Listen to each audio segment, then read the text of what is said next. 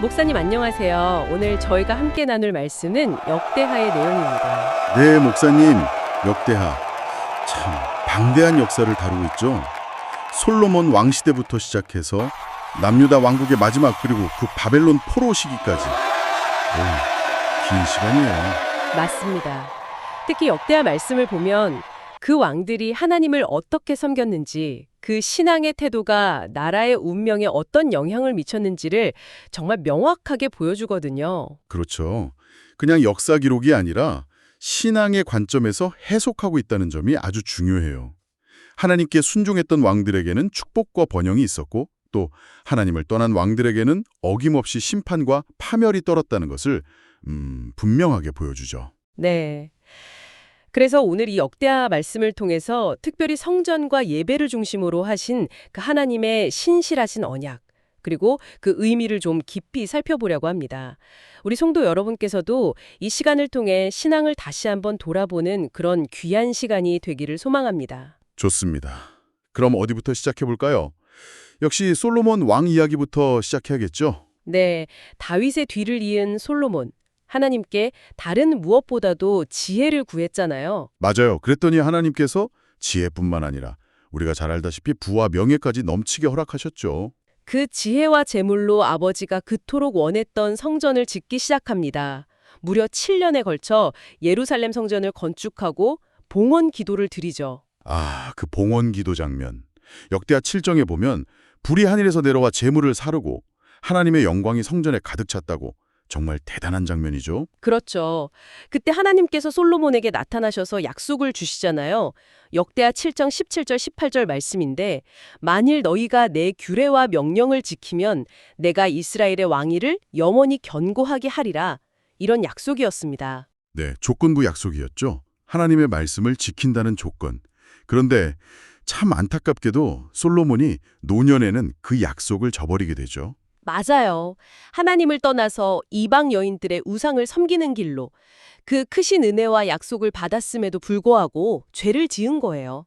이게 참 우리에게 큰 교훈을 주는 것 같아요. 시작이 아무리 좋아도 끝까지 그 신실함을 지키는 것이 얼마나 중요한지 성도 여러분, 우리도 늘 깨어 있어야 한다는 것을 보여주는 대목입니다. 네, 정말 그렇습니다.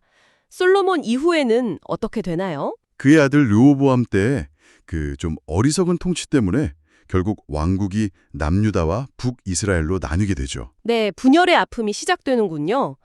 역대하는 주로 남유다 왕들의 역사를 다루는데 그 이후를 보면 정말 영적인 흥망성쇠가 계속 반복되는 것 같아요. 맞아요. 패턴이 보이죠? 예를 들어서 아사 왕이나 여호사밧 왕 같은 경우 하나님 앞에서 바로 서려고 노력하고 우상을 막 제거하고 종교 개혁을 이끌거든요. 네, 그런 선한 왕들이 있었죠.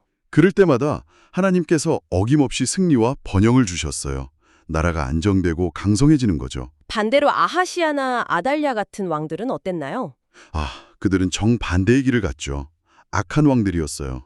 우상 숭배에 깊이 빠지고 특히 아달랴는 자기 손자들까지 죽이면서 왕위를 찬탈하는 정말 끔찍한 악행을 저지르죠. 그 결과는 당연히 네, 나라 전체가 고통과 환란을 겪게 됩니다. 외세의 침략을 받기도 하고요. 역대하는 이걸 통해 지도자 한 사람의 신앙이 공동체 전체에 얼마나 큰 영향을 미치는지 정말 거듭거듭 강조하고 있어요. 성도 여러분, 이 말씀을 들으시면서 우리의 신앙이 가정과 교회, 또 이 사회에 어떤 영향을 미치고 있는지 한번 깊이 생각해 볼 필요가 있겠습니다. 맞습니다. 그런데 이 어두운 역사 속에서도 정말 빛나는 두 왕이 등장하죠. 네. 히스기야와 요시야 왕이죠. 네, 맞습니다. 이 두 왕은 정말 위대한 종교개혁을 통해서 백성들을 다시 하나님께로 돌이켰던 인물들이에요. 역대하에서 상당히 중요하게 다룹니다.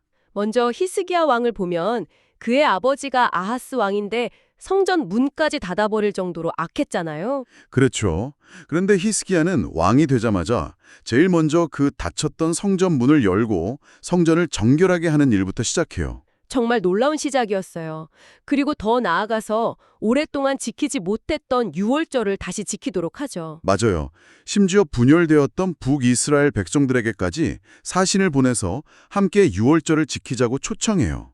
물론 조롱하는 사람들도 있었지만 많은 사람들이 예루살렘에 모여서 유월절을 지키면서 큰 기쁨을 누렸다고 기록되어 있습니다. 흩어졌던 백성들의 마음을 다시 하나님께로 모으는 정말 놀라운 영적 부흥의 시작이었네요. 그렇죠.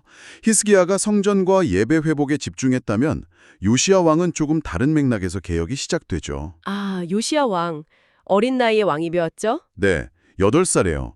그런데 청년기에 성전을 수리하다가 대제사장 hil기야가 아주 중요한 것을 발견하죠. 바로 율법책입니다. 맞아요.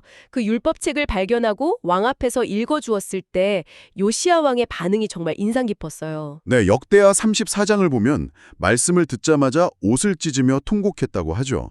자신들과 조상들이 얼마나 하나님 말씀에서 떠나 있었는지를 깨달은 거예요. 그리고 거기서 멈추지 않고 모든 백성을 모아서 율법 말씀을 듣게 하고 하나님 앞에서 언약을 새롭게 맺도록 이끌죠. 네. 그리고 온 땅의 우상을 아주 철저하게 제거합니다. 정말 강력한 개혁이었어요. 요시야 역시 유월절을 지키는데 역대기 저자는 사무엘 선지자 이후로 요시야처럼 성대하게 유월절을 지킨 왕이 없었다고 평가할 정도예요. 이 두 왕, 히스기야와 요시야의 개혁 이야기는 정말 아무리 깊은 죄악과 절망 속에 있더라도 하나님께 진심으로 돌이키면 다시 회복될 수 있다는 강력한 희망의 메시지를 우리에게 전달하는 것 같습니다. 맞습니다. 성도 여러분, 지금 어떤 상황에 계시던지 하나님께로 돌아가면 새로운 시작을 할 수 있다는 것을 이 두 왕의 말씀이 보여주고 있습니다. 포기하지 마십시오. 하지만 역사의 흐름은 또다시 안타까운 방향으로 가죠. 네, 그렇습니다. 요시야 왕이 전사한 후에 남유다 왕들은 다시 하나님을 떠나 죄악의 길을 걷게 됩니다. 선지자들이 계속 경고했지만 듣지 않았어요. 결국 하나님의 심판을 피할 수 없게 된 거군요. 네, 역대하 36장은 그 마지막을 정말 비극적으로 그리고 있습니다. 바벨론의 느부갓네살 왕이 예루살렘을 침략해서 그토록 아름다웠던 성전과 왕궁을 다 불태우고 성벽은 무너뜨리고 수많은 백성들이 포로로 끌려가고요. 그렇죠. 나라가 완전히 멸망하는 정말 처참한 비극을 맞이하게 된 겁니다. 하나님의 영광이 떠나고 약속의 땅에서 쫓겨나는 신세가 된 거죠. 아, 정말 가슴 아픈 결말입니다. 그런데 목사님, 역대하가 여기서 끝났다면 정말 절망적이었을 거예요. 맞아요. 그런데 마지막에 반전이 있죠. 네, 정말 놀라운 반전입니다. 역대하 36장, 바로 마지막 22절과 23절인데요. 바벨론을 정복한 페르시아 제국의 고레스 왕이 칙령을 내지는 장면으로 끝납니다. 그 내용이 정말 하나님의 섭리를 느끼게 하죠. 그렇죠. 이방 왕인 고레스가 하늘의 신 여호와께서 세상 만국을 내게 주셨고 나에게 명령하여 유다 예루살렘의 성전을 건축하라 하셨나니 너희 중에 그의 백성된 자는 다 올라갈지어다. 너희 하나님 여호와께서 함께 하시기를 원하노라. 이렇게 선포해요. 포로로 잡혀갔던 이스라엘 백성들에게 다시 고향으로 돌아가서 무너진 성전을 재건하라는 희망의 메시지가 주어진 것이죠. 이것이 바로 하나님의 놀라운 은혜입니다. 멸망과 심판 속에서도 하나님께서는 당신의 백성을 완전히 버리지 않으시고 그 언약을 기억하시며 회복의 길, 새로운 희망을 열어주시는 분이라는 것을 보여주는 거예요. 성도 여러분, 역대하의 이 마지막 메시지는 오늘을 살아가는 우리에게 정말 큰 위로와 소망을 줍니다. 네, 오늘 저희는 역대하 말씀을 통해서 남유다 왕국의 흥망성쇠를 쭉 살펴보았습니다. 하나님을 향한 순종이 축복과 번영을 가져오고 불순종이 심판과 파멸을 가져온다는 명확한 메시지를 다시 한번 확인했죠. 솔로몬의 지혜와 타락, 선한 왕들의 개혁과 부흥, 또 악한 왕들의 죄악과 심판, 그리고 그 멸망 속에서도 다시 주어지는 희망의 약속까지. 이 모든 역사가 오늘 우리 성도 여러분에게 주시는 살아있는 하나님의 말씀입니다. 우리의 삶 속에서 정말 하나님을 경외하고 그분의 말씀을 따라 살아가고 있는지, 아니면 나도 모르게 세상의 우상의 마음을 빼앗기고 있는지 돌아보아야 합니다. 히스기야와 요시야처럼 우리도 하나님께로 온전히 돌이켜서 회복과 부흥을 경험해야 할 것입니다. 역대하의 마지막이 멸망이 아니라 회복의 약속으로 끝나는 것처럼 성도 여러분의 삶도 하나님의 신실하신 언약 안에서 늘 새로운 희망을 발견할 수 있음을 꼭 기억하시기 바랍니다. 오늘 함께 나눈 이 역대하 말씀이 우리 성도 여러분의 삶에 깊은 울림과 또 새로운 깨달음을 주는 귀한 시간이 되었기를 간절히 바랍니다. 다음 시간에 뵙겠습니다.